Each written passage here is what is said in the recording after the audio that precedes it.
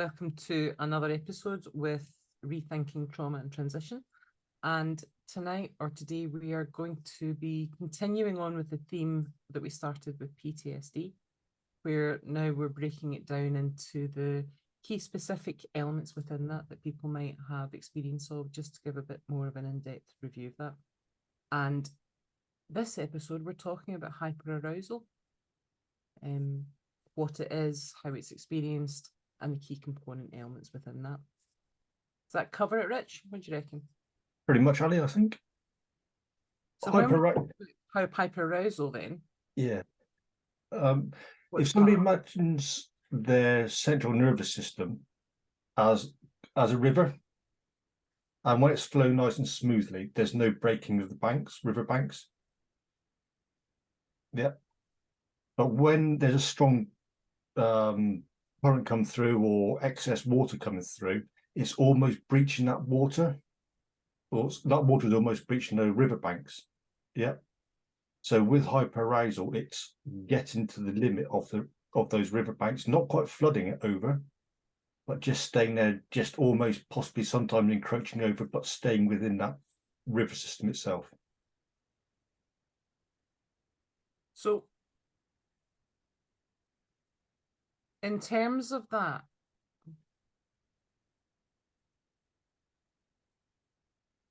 what would be the difference if it wasn't staying within the realms of the riverbanks, if it was out of control? Yeah, so if it breaches the riverbanks, that's just flooding that land beyond. Mm-hmm. So that would be considered then probably going into like a post-traumatic stress sort of area, where the whole surrounding area, the whole body, if you want, is flooded. Where with hyperarousal, it's just kind of contained within the river system.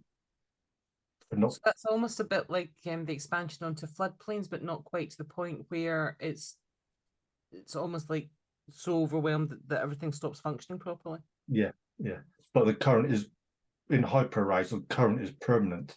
There's no leeway of going, oh right, yeah, there's a dam upriver or there's a blockage upriver, and that's going to slow that current going through that river. Or in so this case, when we talk about hyperarousal, Rich, mm-hmm. what are the key parts of that we might see? Because that's hyperarousal is almost like a blanket term for a cluster of symptoms, isn't it? Yeah. So what are the symptoms? So we're looking at hypervigilance, mm-hmm. and that can be thought of as if somebody's gone away on operational tour. So the usual ones people would be talking about is when they're out on foot patrol or vehicle patrol. So why is a window open, for argument's sake, when all the other windows are closed? Why is a particular part of the ground maybe wetter when it's dry, when the rest of the this dirt track is dry? So it's looking for things that are out of place. And it's just then really tuning, very, very focused, and just tuning into that environment that you're around, noticing as best you can all those little differences, all those little changes that are going on around you. So out in that theatre, out in that operational area, that's all really good and useful. But when you're coming back home, that hypervigilance hasn't left. You're still looking around going, what is that out of place? What is that doing there? What's that doing? It's almost verging on paranoia, but not really quite there yet. Okay. So would that be because picking up on some of the conversations we've had before, where we've almost talked about, or we have talked about the experiences within PTSD as being almost plants in the wrong place. Mm-hmm. Things and experiences that in other circumstances, some of these experiences are extremely useful. They're essential even.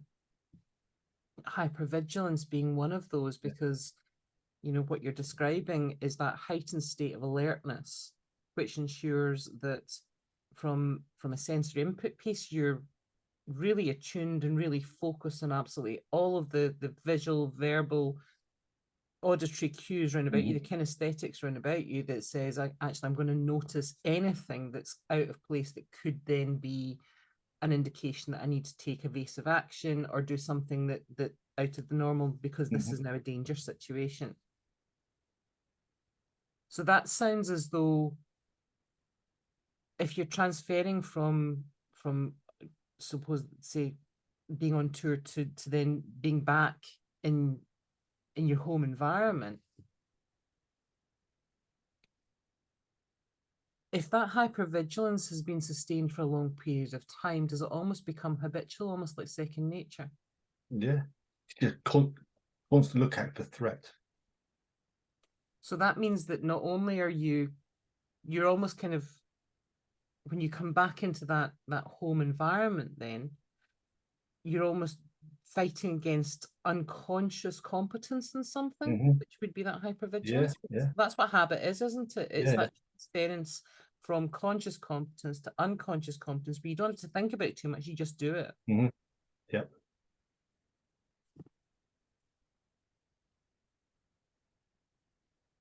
And that's quite hard to turn off, isn't it? And to reform those thinking patterns into they're not needed in this environment is because they're more safer at home than obviously being away on tour somewhere. Well, that sounds a bit like an encroachment of boundaries in a way, because there isn't that separation or compartmentalising between being on tour and being at home. There's almost like a bleeding through and a tainting of one with the other. Yep. In terms of those habits, those reactions. But what also strikes me is, having had quite a few conversations with people experiencing hypervigilance, and this is going to be really interesting in terms of your take on this, Rich, because often what I'm told and what people describe to me is situations where maybe they're in a social setting, the hypervigilance kicks in because that habitual behavior of looking and trying to do the threat assessment all the time is there. But the problem is because you can't identify the threat, then what that does is cause almost a cycling of increasing levels of anxiety. Yep. So what would alleviate that? Because sometimes I've actually, the way I've described it and had the conversation has almost been, is the threat identification actually a part of the anxiety alleviation? It actually helps alleviate the anxiety if you can identify the threat. Yeah, will do. Yeah, because you're recognizing something there and you're able to deal with it, aren't you? Because you know there's that threat is present. And if a threat isn't present and you're feeling anxious or you're looking for something that isn't there, then all that cortisol, that adrenaline, and all that sort of stuff will be still in the system. It hasn't got anywhere to go. So that identification of the threat is almost like the venting of those cortisol levels, the adrenaline levels. Yeah. That is that like a reset then for the body system? Yeah. So that allows those levels then to dip and reset to normal, and then the cycle then to restart.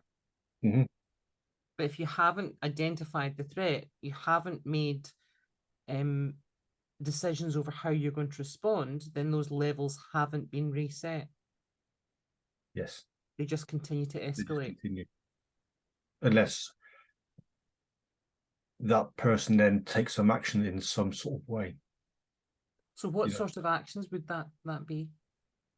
Well, ultimately, if it's in, say, in a pub, whatever, it could end up in a fight, get thrown out. Violent or angry outbursts towards people, and possibly domestic violence. So is that where, I suppose, at the lower end of the risk, there is the I suppose the social avoidance, where maybe you would choose to exit the situation and remove yourself from that situation. But that would then potentially have repercussions for your family circles, the relationships you're in, when you're not participating as fully in those social events. Yep. Could that be that, for instance, even if you're at the social events, then you might find that you'll find yourself a quiet corner or a room where there's very little people there, so you're almost again self-isolating within that social setting. Yeah, And I've done that. I've done exactly that. I've took myself out of a situation just to get some air, Mhm, and just didn't want to deal with what was going on around me at the time, mhm. because it just feels like you're trapped within whatever it is in that setting, and there's no escape. And then start feeling all these body sensations, heart rate, breath, and all that, and go, I've got to get out of here, or I'll have to do something else. Something So that isn't probably as healthy. yeah, so that hypervigilance kicks in, your heart rate escalates, breathing escalates. You might find that you get heat rushes to your skin because that's the blood flowing to your muscle groupings to prepare you for fight, flight, freeze. Yeah. You've got all of those elements. You might find that you've got that anxious feeling in the pit of your stomach. You might have tremors. You might have maybe you might have like sweats, etc. All of which are part and parcel of those cortisol and heightened adrenal levels. And then you've got that point where you have to then find a way to reset those levels because you know you can't sustain them because they're just rising and rising and rising. Yeah. Well, if it's in the pub, then you just get more and more, have more and more drinks, don't you? Well, that's one way, but as you It say, is. that means at a lower level, that means the isolatory actions. Yeah. At the It's not. opposite end of that scale, though, Yeah. Obviously, it's not a healthy way to get deal with that situation. no. And as you rightly say, at the opposite end of that scale are the anger outbursts. You might find yourself taking a fight because actually your body's pushing for that release of that adrenal, that cortisol levels. You know, it's pushing you to action, and it doesn't really matter at that point what the action is, as long as you've got that vent for these emotions, because these aren't meant to be sustained for long periods of time. No. And if this is in a private domestic setting, that might very well be where you instigate arguments with your partner, family members, and worst case scenario, yes, it can fall over into situations where maybe there's domestic violence as well. Yeah. Well, the original, or why anxiety came about and why people are more cautious in general, is because going back to the days of the cavemen and that kind of thing, is the more cautious would wait and see what was in the bush, what kept that bush rustling or whatever's going on. And the less cautious, the more brave, or the more people had something to prove more, would just go head in, run first into that bush, whatever it is, and they may not come out alive. So I suppose it's this is the zebras and lions principle, isn't it? Mm-hmm. You've got zebras in the plains, and what they're doing is they're assessing the long grass for signs of predators, Yeah. and all the time they're in alert. But I suppose I'm going to use that analogy because that's a really nice analogy to bring it back to the military mindset discussion we were having, Mm-hmm. and the difference and the anxiety that sometimes that has when you're no longer surrounded by other military members of your unit, your platoon, your team. You're now on your own. So you're a single zebra on the plain looking for the lion in the long grass. Mm-hmm. Whereas before, you would all take turns being on alert, checking the tall grass. Or you could say we're the lions and we're out hunting for the prey, You could depending on be, what the mission is. depending on what the mission is. The point is, though, is that there's nobody else there to alleviate that Yeah, alert. there's no, yeah, if there's nobody else around you who's served potentially, who's going to back you up, who's got you six. Yeah, there's nobody else there that you Yeah. can trust to keep an eye on the surroundings that will diffuse that responsibility and diffuse the level of anxiety Mm-hmm. because you know it's not just you. Somebody else is also doing the same. So in terms of that though, then we've talked about some of the coping mechanisms that that are used in terms of helping control that hypervigilance, such as that isolation, finding the quiet part of the room or the social setting, maybe that's where you suddenly find yourself maybe in the kitchen or in the back of the garden because you're away from the bulk of the grouping. But I was just wondering if what might be quite useful is also, do you think people know how to spot when their partner or when their colleague or when their loved one is starting to get into that hypervigilant cycle?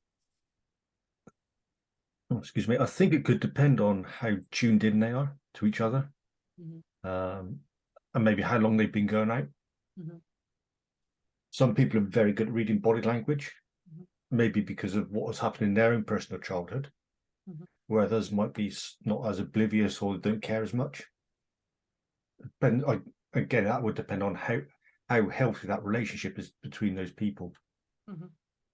So what would you suggest that you would be on the lookout for in terms of what would be the indicators that actually your partner's starting to feel uncomfortable, the anxiety levels are starting to rise, and this might be something that where actually, if you've had the conversation before, you can start to intervene or support in terms of helping bring those levels down. So that could be how they're breathing, how they're moving, so their head moving around a lot, scanning for the exits, entrances, access, egress points.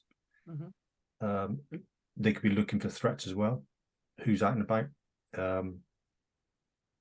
So would that be, for instance, maybe? And if they're physically, sorry, Ali, if they're physically close to one another, it could be tension in the body as well, where they were a bit more relaxed. So would that be where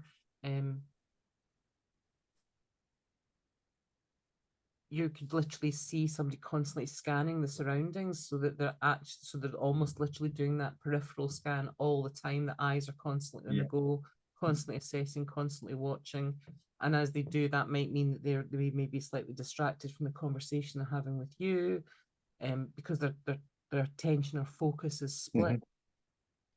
Yeah, as we talked about in the last one, we get the tunnel vision and the auditory exclusion. You're just getting then hyper focused on what's going on around and getting ready for a situation that's possibly never going to happen. So if you were to give someone advice in terms of how would you help somebody to de-escalate those experiences, what would you advise? Get them to start breathing properly. Get them to sit down. Somewhere it's reasonable for them to sit down potentially. Would you change the location? Yeah, you could do. Yeah. Get them to walk away from where they are into somewhere they're more comfortable. And would that also be where you could almost have that, if you're aware that a member of your circle has this experience from time to time, is that something that would be worth maybe having a conversation with them about, to say, actually, when this happens, what will help? Yeah, definitely. There's distraction techniques we mentioned previously, so I can't remember if we covered this or not, but if you can get someone to look around and then focus on a singular point, whether that is, if they're outside, it might be a tree, and then just focus on the tree, look at the branches, look at a leaf, just really examine where that all goes. Or it could be, if they're in more of an urban setting, might be a lamppost. They could just start looking at a lamppost cover. Where does that lamppost go? Where's the wiring go? Etc., etc. Just really to get their head to move around. And as I say, it's to massage the vagus nerve and all that kind of thing. And for about 10 seconds or so, it's just distracting, getting that mind away from what's going on somewhere else, bring themselves back into their body. So would that be almost picking something that you could then get them to engage with, rather than the scanning, so that you're actually helping them find that point of focus, that point of engagement, so that the other symptoms will start to alleviate and reset then? Yeah. Okay, so that could be, for instance, maybe picking something that you could then strike a conversation about or engage them with, so that there's maybe a focal point within the environment that you can then structure the conversation about, which starts to settle the scanning, but also engages and distracts at the same time. Or if I'm sure there'd be plenty of things to be examining and looking at, that partner could start doing pacing and leading with breathing. So pacing is breathing how they are at their rate, then leading them into a slower breath rate. So literally matching their breathing pattern to the person they're with, and then once it's matched, then gradually starting to change that to bring that and de-escalate and bring that down. Yeah, very much so. So the other thing I was thinking about, Rich, was that there's almost that conversation sometimes, if you know that this is something that someone is struggling with, is that almost where it's worthwhile having that conversation that says, what are the particular settings that you find it? Yeah, definitely worthwhile. So that you can almost strategize and have a plan in terms of how that will be coped with, what you would need to put in place, or the awareness in terms of how you will help assist that. Yeah. So I suppose a classic could be things like sports days or fireworks displays. Yeah, definitely. Yeah. Well, sports days and fireworks displays, that gives somebody plenty of room to be able to move away. Maybe put some headphones in, play some quiet music or whatever they're into. But I certainly know from the conversations that I've had with people that probably those are two of the hardest and probably more intense situations or events that are filled with possible triggers. Massively filled with possible triggers that are going to trigger all sorts of experiences, maybe some of the flashbacks we were talking about previously, and also hypervigilance. Yeah, definitely. Have you got any suggestions, Ali, on how people can cope?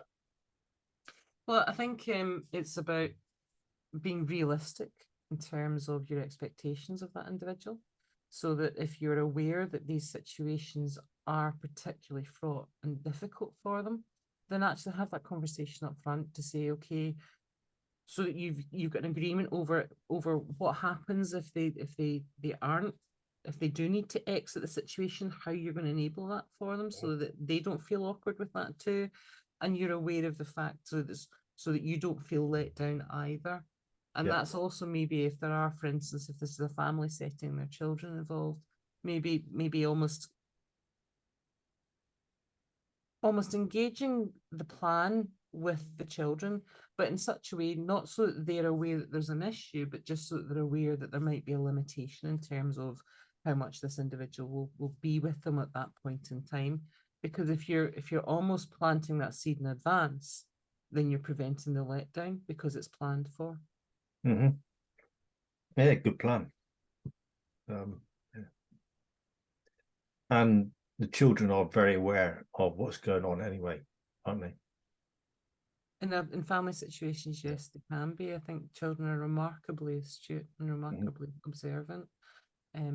Sometimes much more so than we give them credit for. And I think that's where my advice has always been to manage those expectations realistically, because that avoids any issues. And it also means that well, you don't have to go into the full nuts and bolts of what's going on, but you can position it so that there are exits without letdown that you've planted the seeds for. Yeah.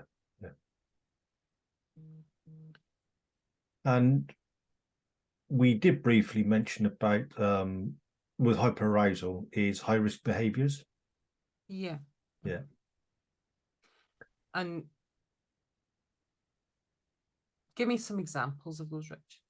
So we mentioned earlier it would be buying houses that you can't or financing things you can't really afford, unprotected sex with lots of partners, driving fast around in motorbikes or cars, those sort of behaviours. I have high risk behaviours, Rich? Is that what you're telling me? Oh, definitely, Ali. Yeah. Yeah. And so how do people recognise they're doing that thing as in from a hyperarousal state, and any tips on how they could deal with that?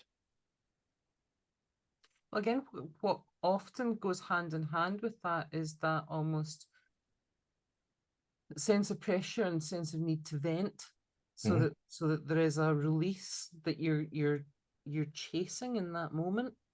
You may well find that while you're not necessarily experiencing what we would almost class as an anxiety attack, it won't be ramped up in the same way that it would be if you're in that hypervigilant state. However, the actual core elements of that anxious experience are probably still going to be there. There's probably going to be that sense of building pressure that you're looking to vent. There's probably a sense of anticipatory dread that goes with that, where again, you're looking for the vent and the ease of that experience. And because sometimes those high risk behaviors, it's the outburst of the adrenaline and the cortisol, but there's also the dopamine hit afterwards, which then starts to level that down, which acts as that counterbalance to it. Could you explain anticipatory dread, please, Ali? What do you mean by that? Well, the anticipatory dread is not being able to quantify what it is you're necessarily dreading, but just knowing that the sensation of something bad's going to happen is increasing. And it's a bit like having a sense that there is something that is really bad that's going to happen. You don't know what the really bad thing is, but you know that it's pending and it's getting closer and closer. And as that feeling grows, the sense of the timeline towards that gets shorter, but you still don't know what the actual event is going to be. Yeah. So you have the sensation of the dread, but you have nothing to pin it to. And then again, what that will do is put you into that heightened state of arousal, because you can't identify a possible response to that. You just know that something really shitty is about to happen, but you don't know what. The hypervigilance will kick in, the avoidance will kick in, that need to remove yourself from the situation will kick in, all because of these unidentified threats that you're now feeling as though are coming closer and closer towards you. Yeah, so that's basically what you mentioned beforehand about anxiety, future pacing, and the infinite possibilities of something that's most likely never going to happen. Yeah, because, well, I'm gonna take this opportunity to be a bit descriptive in terms that there is a very clear difference between a panic attack and an anxiety attack. And now is a good time to talk about it, because we are talking about future pacing and timelines of events. Because a panic attack is all about here and now, an anxiety attack is about the future. A panic attack is where that anxiety has been ramped right into the present moment here and now, where now you are in imminent fear or threat of risk to yourself in the here and now. So you're no longer anticipating a threat in the future, you're experiencing it as if the threat is now, and the desire and the urge to act is now.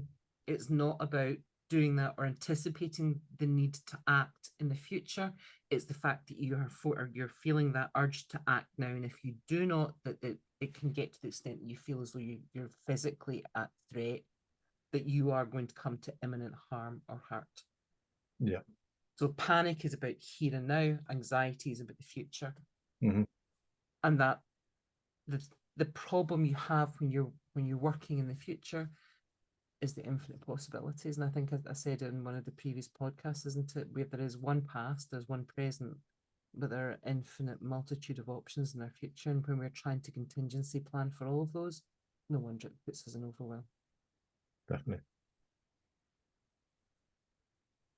So is there anything else you think we want to cover off in terms of that hyperarousal, that hypervigilance, the anxiety cycle? No, I think we've covered all of that. No. Okay. And I'm just wondering, in terms of the next conversations we're going to be having, we're going to look at some of the, I suppose, the opposites maybe, aren't we? Which is that hypoarousal, which is a numbing, and all the other sort of stuff that goes along with it. So disassociation, And as we mentioned earlier, social withdrawal and isolation and restrictive functioning. Yeah, and that hypoarousal is literally where you've got to that point of everything is now so much that everything shuts down. It's that flop response, because we've talked about fight, flight, freeze. There's actually 5. There's fight, flight, freeze, fawn, and flop. Yeah. And that hypoarousal is verging on that flop response. Emotionally, it's And one last thing before we finish, I think, is remember all intentions, all behaviors have a positive outcome for that person. very much. I think that's about keeping in mind that this at some point served a very, very necessary purpose. This was essential. It's just now out of place. Yeah. And that comes back to that conversation at the very start of the episode tonight, where we were talking about the intrusion of one part of your life into another, and the fact that actually there's a lack of boundaries and compartmentalising there, which then means that it's almost kind of like a taint from one side to the other. And we'll talk about that when we talk more about, I suppose, some of the conversations we have with people that actually help move them beyond their experiences and into a point of recovery. Yep. So summing up then, Ali, we talked about hypervigilance and how that is looking out for things that are on tour really works very well. And then looking back, coming back home, and then trying to find things that are out of place when they're not. Yeah, it's that constant threat assessment, isn't it? Yeah, anxiety and anger outbursts and how unhealthy they are, and help and getting your partner or friends and family to help you when you're in those situations, again, to be aware of how they can help you cope better. Well, I think, and I would stress the importance of that, because so often part and parcel of these experiences are ones of isolation where you feel so alone in that experience. And actually what we're trying to do is say, actually have the conversations, bring people into the experience, let them understand, educate them, so that they don't see that as something that's really, really a major issue, but they understand that actually this is a response that you have, and there are certain things that they can do that will help you manage that response. And have a plan as well. If you go into a restaurant, if you go into a sports day, or if you go into a firework display, something like that, have a plan to say, I need to get away from here for the time being. Let your friends know that actually there might be a reason why you need to stand at the back of the room with your back to the corner, but that's okay. It's not because, you know, you're trying to do anything other than actually make yourself feel less anxious and know that you're in control of the surrounding circumstances. Share those little things with them that they might not otherwise be aware of, but make quite a critical difference to you and to your experiences. Yeah, and you never know, that may be useful for that person as well. It may well be. They may be able to help somebody in their family or another friend group they have. Well, this is it, and I think it happens so often when people start having these conversations and start sharing. Then I'm not surprised when they come back and tell me, you'll never guess, I shared this with 2 of my friends and both of them opened up about their own experiences. And it might not be about them, but it might be about somebody in their family. It might be about another member of their friend circle, where maybe the pennies drop for them about something that's going on, that suddenly something's made sense that they couldn't make sense of before, or they're aware that there's somebody else that experiences something similar. And that's the power of that conversation. And these conversations need to be more common held. Yeah, definitely. You can find us on YouTube, Spotify, Anchor, and a whole host of other podcast channels. Yep, with that you can indeed. Yes. Yeah. You can also find us on LinkedIn. Yep, and Facebook as well. And soon to be our website as well. Yeah, awesome.